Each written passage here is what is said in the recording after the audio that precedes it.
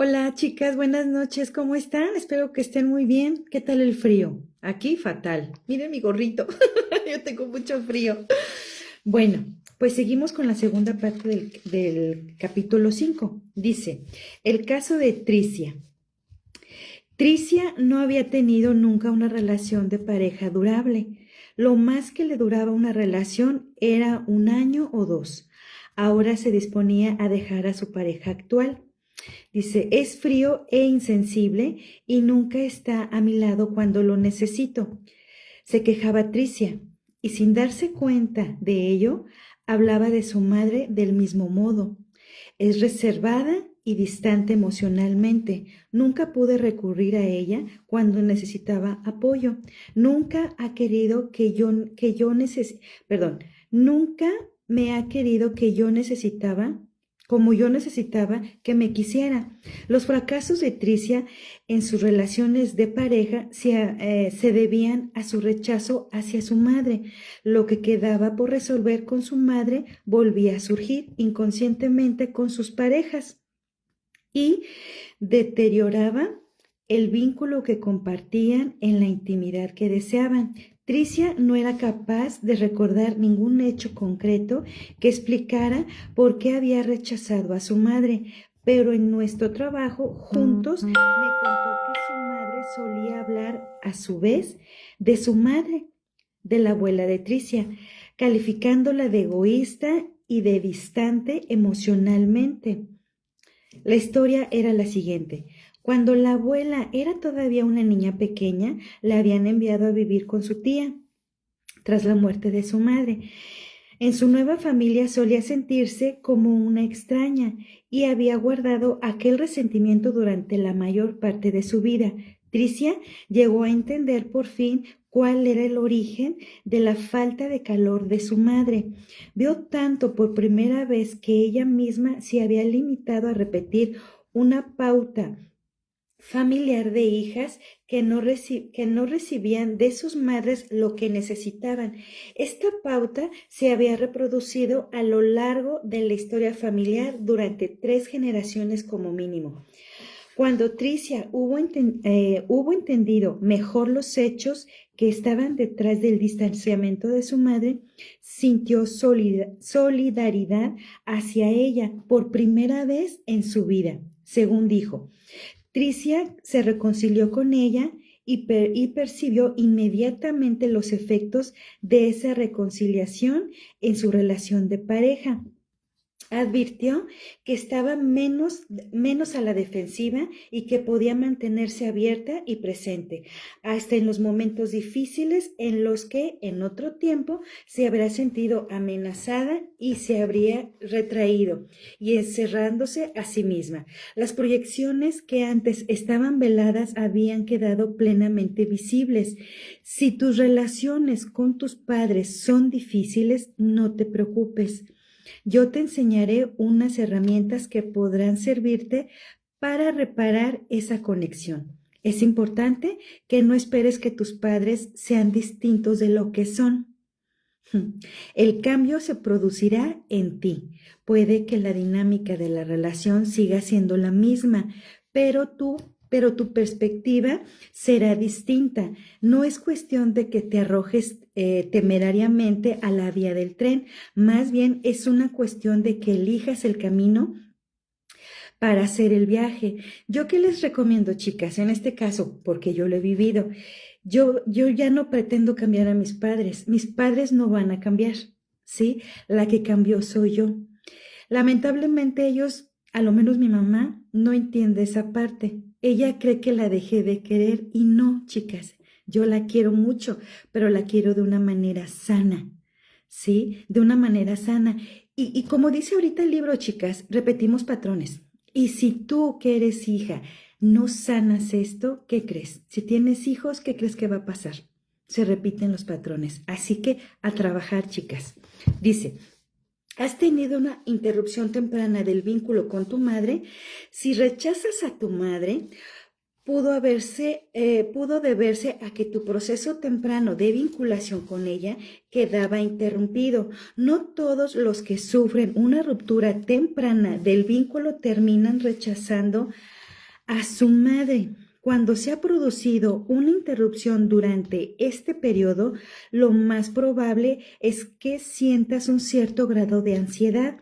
Cuando intentas establecer un vínculo con la otra persona en una relación de pareja, esta ansiedad podría producirse en dificultades para mantener relaciones de pareja o incluso en la falta de deseo de tener este tipo de relaciones. También puede producirse en tomar la decisión de no tener hijos. Eso me queda a mí. Dice, tu explicación a primera vista puede ser la de que criar a un niño requiere demasiado tiempo y energía. Pero a un nivel más profundo puede que te sientas poco capacitado para dar a un niño lo que tú mismo no has tenido. Yo aquí, chicas, y hablo por mí, siempre he dicho que si tienes un hijo, tienes que darle tu mejor versión. ¿Sí? Un hijo no es para eso, un hijo es algo sagrado y como tal se tiene que tratar. Dice, también puede afectar a tu conexión con tu madre, una interrupción del vínculo madre-hijo que se produjo en generaciones anteriores. ¿Sufrió tu madre o tu abuela una ruptura de vínculo con su madre? Los residuos de estos traumas tempranos se pueden vivir en las generaciones posteriores. Y no solo eso, a tu madre le resultaría difícil darte a ti lo que ella no pudo recibir, y a su vez de su madre. Dice, si no te tratas con tus padres o si estos han fallecido, puede que no llegues a conocer nunca la respuesta a estas preguntas, sobre todo si la ruptura se produjo cuando eras muy pequeño. En general, puede ser difícil recordar las interrupciones tempranas, porque en esos primeros años de vida no tenemos capacitado el cerebro para evocar nuestras experiencias. El hipocampo, que es la parte del cerebro asociada a la formación, la organización y la conservación de los recuerdos, no desarrolla plenamente hasta los 2 años de edad. Sus conexiones con el córtex prefrontal, la parte del cerebro que nos sirve para interpretar nuestras experiencias, dice, en consecuencia, el trauma de una separación temprana se guardaría en forma de fragmentos de sensaciones físicas, de imágenes y emociones, en vez de como unos recuerdos claros que podrían articularse en forma de historia. Sin la historia puede resultar difícil entender las emociones y las sensaciones. En ocasiones, la ruptura del vínculo no es física. Lo que sentimos a veces es más bien una ruptura de energía con nuestra madre.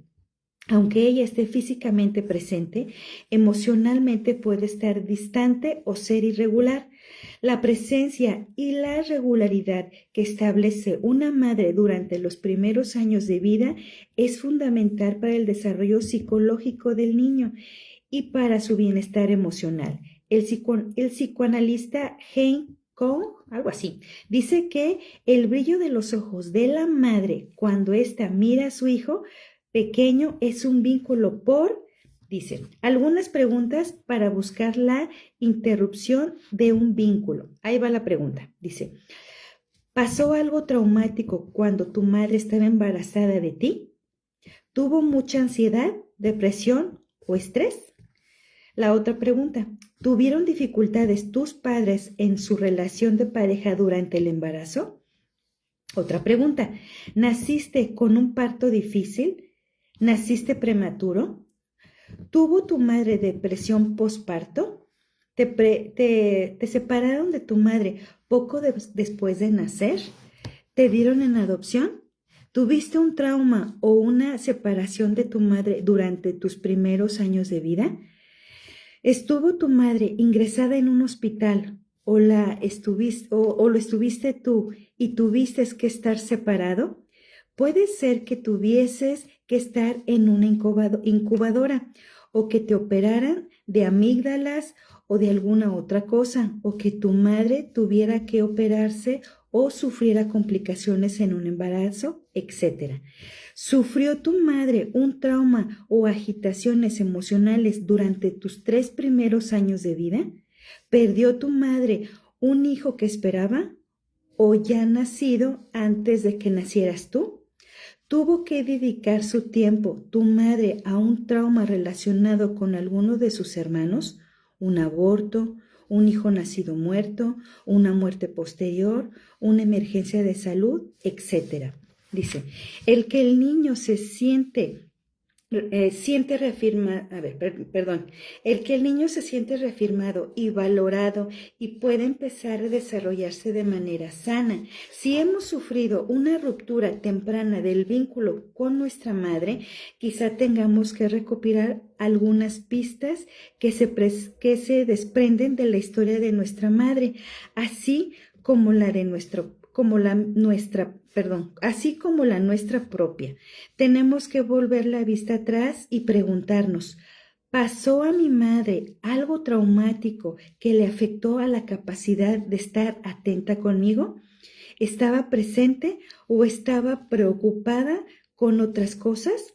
¿Había alguna desconexión en el modo en que me tocaba, en que me miraba, en el tono de su voz cuando me hablaba? ¿Tengo dificultades para estrechar vínculos en mis relaciones de pareja? ¿Me cierro, me retiro o me distancio por estar encerrado en mí mismo?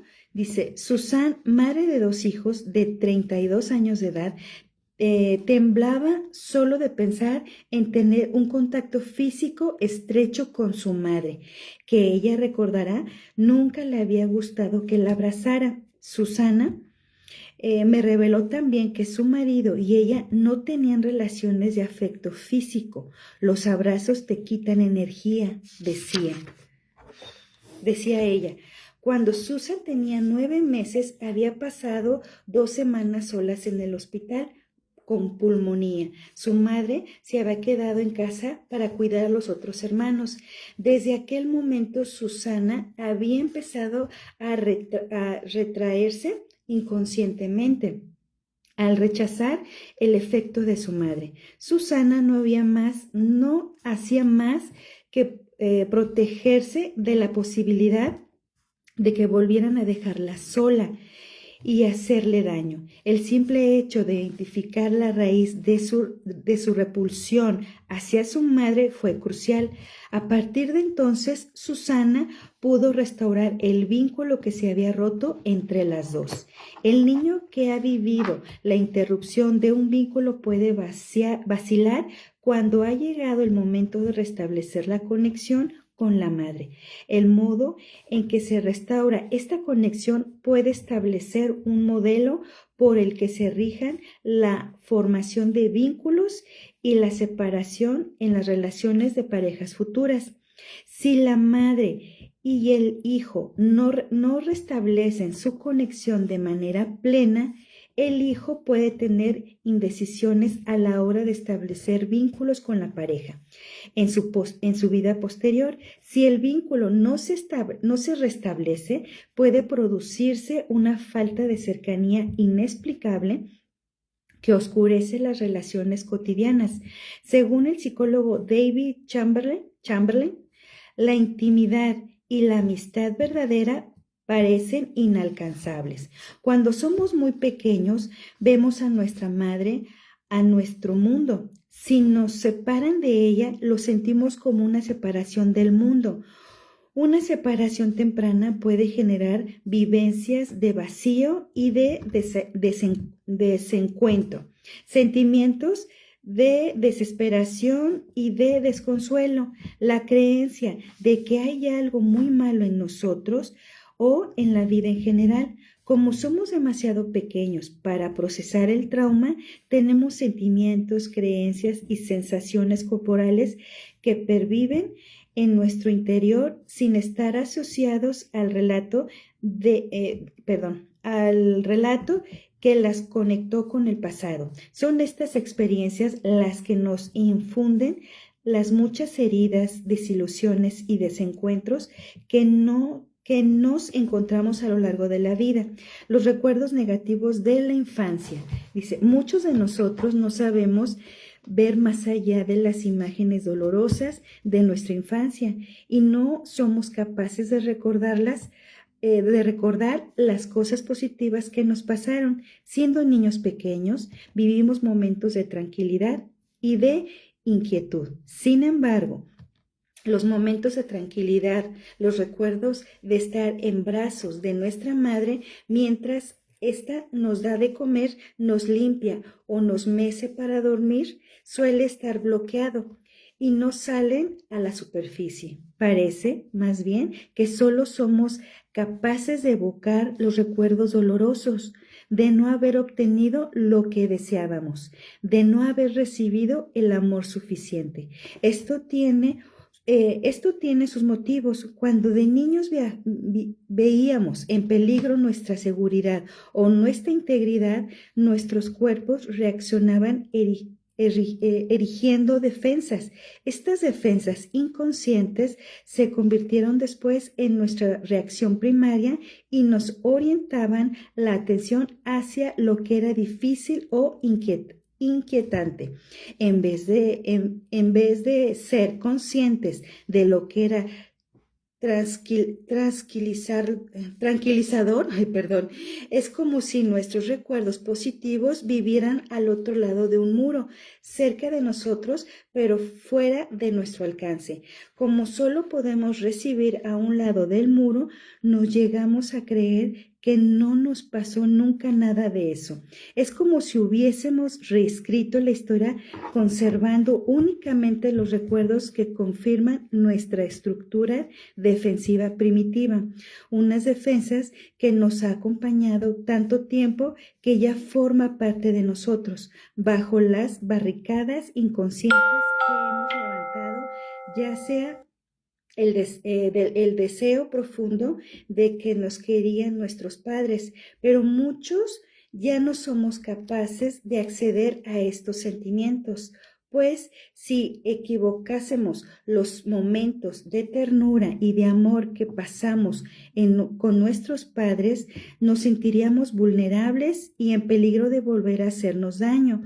Por eso bloqueamos precisamente los mismos recuerdos que podrían aportarnos la curación. Los biólogos evolutivos confirman esta premisa.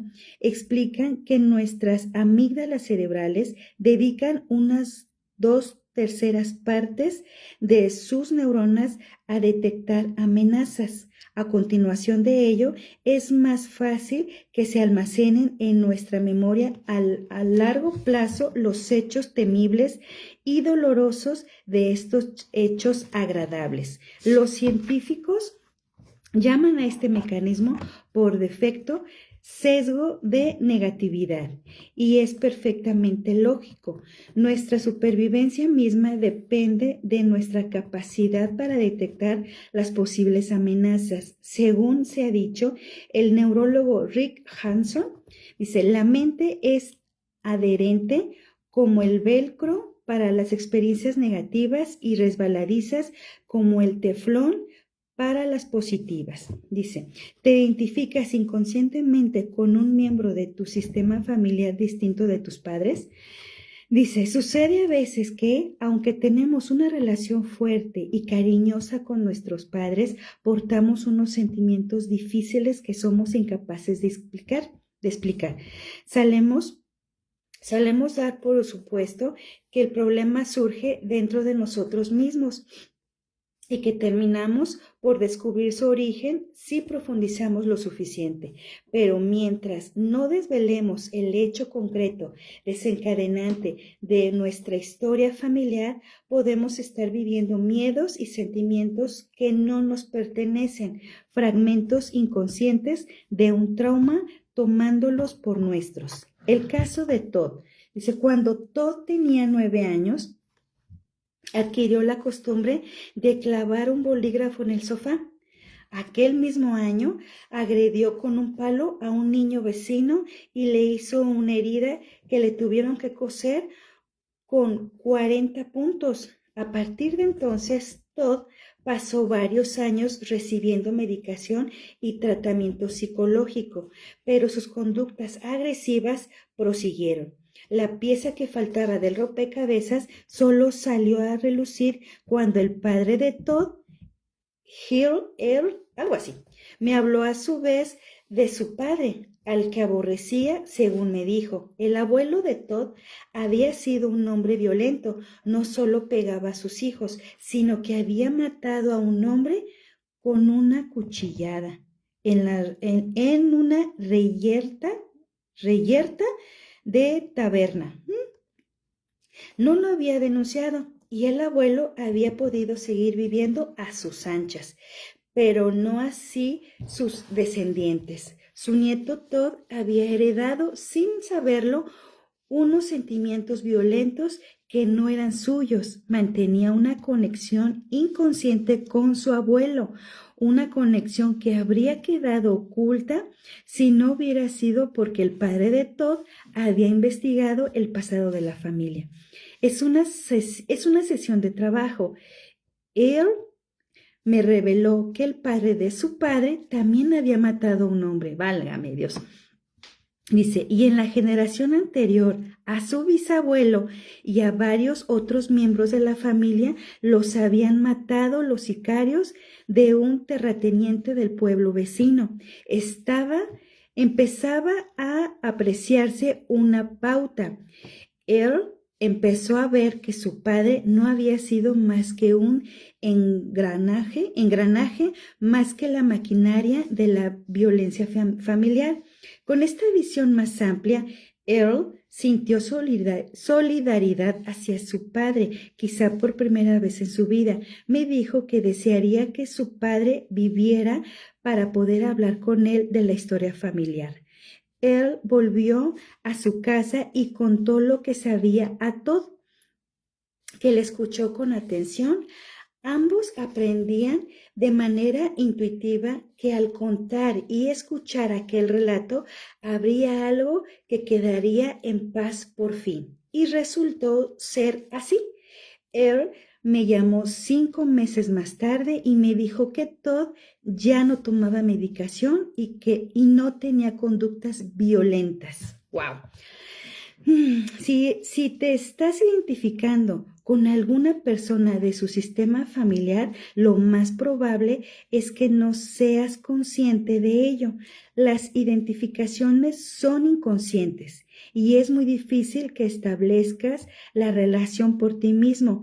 Jesse y Gretchen, cuyos casos pudiste leer en las primeras páginas de este libro, también estaban identificados con un miembro de su familia. Y lo mismo pasaba a Megan. El caso de Megan. Megan se casó con Dan, algo así, a los 19 años, pensando que seguirían juntos para toda la vida. Pero un día, cuando Megan tenía 25 años, miró a su esposo, que estaba sentado con ella en la mesa de la cocina, y tuvo una sensación de insensibilidad. Había dejado de querer a Dan. Megan pidió el divorcio a las pocas semanas, pero comprendió que aquella pérdida repentina de su amor hacia Dan parecía aberrante y buscó ayuda. Yo sospeché que había una historia familiar de Megan que se le escapaba y empezamos a investigar juntos. Fue una decisión afortunada. Aunque Megan no había entendido la relación, esta era bien visible. Cuando la abuela de Megan tenía solo 25 años, la misma edad, 25 años, su marido, el amor de su vida, que era pescador, había muerto ahogado en el mar. La abuela había criado sola a la madre de Megan y no se había vuelto a casar. La muerte repentina de su marido había sido la gran tragedia de la familia. Era un relato tan conocido para Megan que ésta no se había planteado ni siquiera el efecto que podía tener sobre ella. Cuando comprendió que estaba reviviendo la historia de su abuela, Dice, su soledad repentina, la pérdida profunda y la insensibilidad, Megan empezó a hacer gestos con la cara y con los ojos. Le dejé el tiempo necesario para que fuera asimilando la idea. Al cabo de un rato se puso a jadear. A los pocos minutos se le tranquilizó la respiración, estaba ordenando las piezas del rompecabezas. Tengo una sensación extraña de esperanza, dijo. Tengo que decírselo a Den. Me llamó días más tarde y me contó que algo estaba cambiando dentro de ella y que estaba recuperando el amor hacia Den. Esto es tan importante que merece la pena repetirlo. No todas las conductas que expresamos surgen en realidad de dentro de nosotros. Es fácil que pertenezcan a miembros de nuestra familia que nos precedieron. Puede que no hagamos más que portar los sentimientos de ellos o que compartirlos. A estos los llamamos sentimientos de identificación. Dice, ¿te identificas con un miembro de tu sistema familiar? Dice, puedes estar sintiendo, comportándote o sufriendo con una persona de tu familia anterior a ti o purgando sus culpas o portando su dolor. Dice, ¿tienes síntomas, sentimientos o conductas difíciles de explicar en el contexto de tu experiencia vital? La culpa o el dolor impidieron que algún miembro de tu familia amara a alguien o que sintiera el duelo de su pérdida. ¿Hizo alguien algo por lo que lo rechazó la familia? ¿Hubo algún trauma en la familia, la muerte temprana de un padre, de un hijo, un hermano, o un abandono, asesinato, delito o suicidio, etcétera? Un hecho tan terrible, doloroso o vergonzoso que no se hable de ello. Es posible que estés conectado con ese hecho haciendo una vida semejante a la de la persona de la que nadie habla. Es posible que estés viviendo el trauma de ese familiar como si fuera tuyo. ¿Cómo se ponen en marcha los 4 temas? Vamos a considerar una situación hipotética. Para empezar, se produce una tragedia. El hermano mayor de un niño de 2 años muere repentinamente y deja a sus padres sumidos en el duelo. Dice, y a un niño que es demasiado pequeño para entender lo que ha pasado, aunque imaginemos todo esto es doloroso. El caso es que este hecho puede activar uno o varios de los 4 temas en el niño superviviente. Por ejemplo, el niño puede rechazar a uno de sus padres. El padre o la madre, hundidos en el duelo, pueden perder la voluntad de vivir. Es posible que el padre o la madre intenten mitigar su dolor con el alcohol o que empiecen a pasar más tiempo fuera de casa. Puede suceder que al estar los dos juntos se les agrave el duelo y se les vuelva intolerable. Puede que se acusen uno al otro de alguna supuesta causa de la muerte del hijo o que culpen mutuamente o que se culpen mutuamente en secreto. Las acusaciones del tipo, no lo llevaste a un buen médico o debiste vigilarlo mejor, pueden estar latentes, pero es probable que no se lleguen a expresar abiertamente. En cualquier caso, el hijo superviviente sentirá la espiral de emociones de sus padres, la rabia, las autoacusaciones, los bloqueos. Puede parecer que el mundo se ha hundido o que ha desaparecido de pronto. La reacción del niño puede ser distinta o blindar su cuerpo ante los sentimientos abrumadores con el fin de protegerse. A los 2 años de edad no entendería el alcance de la tragedia. La pérdida de la atención de sus padres le producirá confusión. Hasta puede parecerle que corren un peligro mortal. Más adelante puede que culpe a sus padres por el dolor o el distanciamiento que sintió, sin tener en cuenta lo que había pasado ni cómo se sentían ellos. Dice, el niño puede sufrir la interrupción del vínculo con la madre. Es probable que la madre es probable que la madre se le partiera el corazón con la impresión de la muerte del hijo mayor.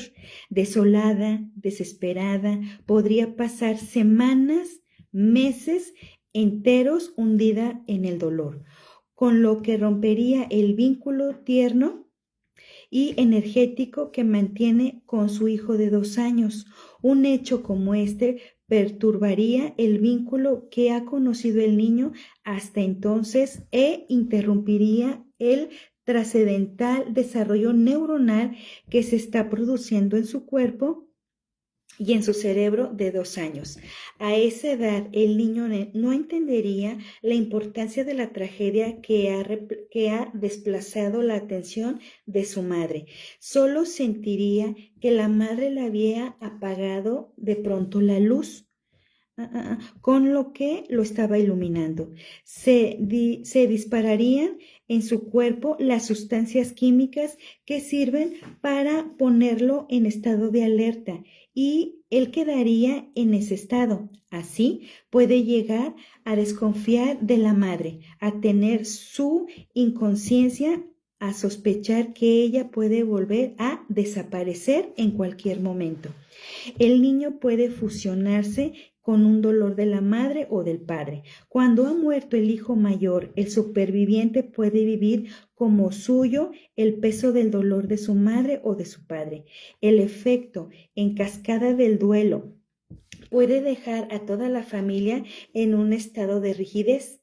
El niño, aspirando ciegamente a aliviar el dolor de sus padres, puede intentar cargar con la depresión de su madre o con el duelo de su padre, como si estuviera dotado de algún poder mágico que pudiera servirle para quitárselo de encima a ellos. Sería casi como si les dijera, mamá, papá, si comparto con vosotros el peso del dolor, o si lo llevo por vosotros, os sentirías mejor. Naturalmente no lo conseguiría. No hará más que propagar el duelo a la generación siguiente. Los niños que comparten el dolor de sus padres lo suelen hacer de manera inconsciente. Se basan en la fantasía ciega de que pueden salvar a sus padres. Estos niños, leales por instinto, suelen repetir en sus vidas las penas de sus padres y revivir sus desventuras. Estos lazos de lealtad, como los llama Hellinger, algo así, se puede portar a lo largo de varias generaciones, con lo que el legado familiar en un legado de infelicidad. El niño puede identificar con el hermano muerto. Cuando muere un niño pequeño, la familia queda cubierta de un manto de duelo. Las ondas del dolor insoportable bloquean las manifestaciones de vida y de felicidad. El niño superviviente hasta puede recurrir a andar de puntillas cuando está cerca de los padres. Y dice, entristecidos para no alterarlos más. Las familias que quieren librarse del dolor y de la irracionalidad de aquella muerte, puede procurar no pensar siquiera en el niño muerto e incluso evitan pronunciar su nombre. De este modo, el niño muerto queda excluido, con lo que se abre un terreno fértil donde puede arraigar una identificación. Hellinger enseña que un niño posterior del sistema familiar hasta un niño de la generación siguiente puede expresar lo que ha reprimido la familia. Esto significa que el niño posterior se puede sentir deprimido o falto de vida, separado de su esencia, como si no existiera, de manera semejante a la idea que se tiene del hermano muerto en la familia. El niño vivo puede tener la sensación de que en la familia no lo ven o no le hacen caso, o de que no le dan importancia ni lo valoran. Hasta puede empezar a adoptar rasgos del hermano muerto. Órale, dice, manifestando aspectos del sexo, personalidad, enfermedad o trauma de éste, identificando inconscientemente con él. Puede advertir que le falta entusiasmo, que se le limita la cantidad de fuerza vital que absorbe.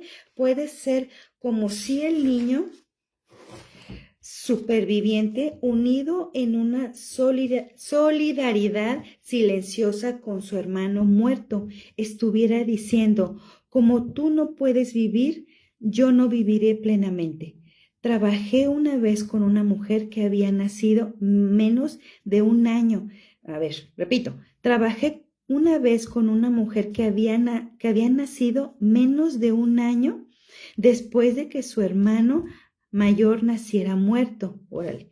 Al niño nacido muerto no le dieron nombre ni lugar en la familia. La familia solo contaba haber tenido 2 hijos, mi consultante y su hermana menor. Mi consultante tampoco consideraba haber tenido más hermanos que a su hermana, pero sufría sentimientos de falta de integración. En esta familia se sintió como una extraña, decía. Es como si estuviera fuera de lugar. Aunque no había manera de demostrarlo, parecía que portaba consigo la experiencia de exclusión de la familia de su hermano mayor. Cuando hubimos trabajado juntos un tiempo, me dijo que se le había disuelto la sensación de falta de integración. Estas identificaciones pueden alternar significativamente el cuerpo de nuestras vidas. Sin saberlo, sin sospecharlo, revivimos aspectos de nuestros traumas familiares con consecuencias insospechadas. Estas experiencias no son raras. Somos muchos los que vivimos solidarizados con miembros de nuestra familia que han sufrido traumas difíciles. Cuando los sufrimientos nos acosen, debemos preguntarnos, ¿de qué son en realidad estos sentimientos que estoy viviendo? Las 4 herramientas del mapa del lenguaje nuclear. Uno de los grandes obstáculos en la tarea de resolver los traumas es que la fuente de estos suelen estar oculta. En frecuente que no sepamos qué pasos debemos dar cuando no. En frecuente que no sepamos qué pasos debemos dar cuando no disponemos de un contexto para entender nuestros sentimientos. El lenguaje nuclear puede hacernos visibles el origen del trauma, permitiéndonos desembarazarnos de los modos en que podemos haber estado reviviendo el pasado. Cuando leas las páginas siguientes, empezarás a construirte tu propio mapa del lenguaje nuclear. Seguirás paso a paso un proceso en el que te basarás en tu lenguaje, en las palabras que dices, para ayudarte a localizar la fuente, de unos sentimientos que quizá te hayan sido difíciles de explicar. La construcción de tu mapa del lenguaje nuclear tiene 4 pasos. Recibirás una herramienta nueva para dar cada uno de los pasos. Cada una de estas herramientas está dirigida a obtener más información. Las herramientas son las siguientes. 1. La queja nuclear. 2. Los descriptores nucleares. 3. La frase nuclear. 4. El trauma nuclear. En el capítulo siguiente aprenderás a detectar pistas en las que las palabras de tu queja nuclear aprenderás a analizar y a disfrazar lo que es tuyo y lo que procede de tu familia. Al hacerlo, empezarás a romper el trance de los traumas del pasado y a poner en su contexto histórico propios los sentimientos y los síntomas que tienen aparejados estos traumas. Listo, chicas, aquí me quedo. Mañana seguimos con el capítulo 6. ¡Wow! Estuvo genial, chicas. A mí me encantó. Primero porque creo que todo el libro, chicas, habla de cómo somos con nuestra madre, lo importante que es nuestra madre, nuestra familia. Definitivamente, chicas, si alguna de ustedes, y de corazón se los digo, si alguna de ustedes tienen un trato distante o no se hablan o lamentablemente fallecieron, trabajen con eso, chicas. El libro dice puedes trabajarlo aun cuando tu mamá está muerta. Tienes que trabajar porque el vínculo con la madre es necesario si tú quieres salir adelante. Ya vieron conmigo todo lo que traemos nosotros, que a veces no sabemos. Como dice aquí el libro, ahorita se me quedó muy grabado cuando una mamá aborta a un hijo, ¿sí? Muchas veces inconscientemente tú lo olvidas, porque obviamente duele. Yo me imagino que duele bastante, pero no es bueno ignorarlo. ¿Por qué? Porque algún hijo o algún nieto o otra generación va a pasar por eso. Imagínense, chicas, chicos, qué impresionante es todo esto. La verdad, yo cada vez que leo este libro, y ya lo saben, a mí me explota la cabeza, porque de verdad me pongo a pensar en mis abuelos. Bueno, yo no conocí mis anteriores abuelos, solo mis abuelos y punto, pero de verdad, cuántas cosas yo no traigo, hablando de mí, de ellos, que a lo mejor yo estoy trabajando o yo no sé, ¿sí? Y traigo cosas de ellos y por eso yo digo, Dios mío, ¿por qué a mí? ¿Por qué a mí? No es Dios, ¿sí? No es Dios, Dios nos ama mucho. Más bien traemos lamentablemente cosas de nuestras generaciones pasadas. Así que trabajemos mucho, chicas, chicos. Les vuelvo a repetir y les estaré recordando, compren el libro, vale la pena, de verdad. Ayer lamentablemente me salieron las lágrimas, no pude controlarme porque la verdad me hizo recordar muchas cosas, pero para eso son los libros, chicas, para indagar en nosotras mismas, en nuestra familia, y yo estoy segura que si cada uno preguntamos a nuestros padres cómo vivieron, cómo eran nuestros abuelos, seguramente vamos a encontrar muchas respuestas a nuestro dolor. Chicas, chicos, me dio gusto verlos. Gracias por seguir esta transmisión, el video. Muchísimas gracias. Nos vemos el día de mañana. Les mando muchas, muchas, muchas bendiciones. Cúbranse porque hace mucho frío. Nos vemos mañana. Bye.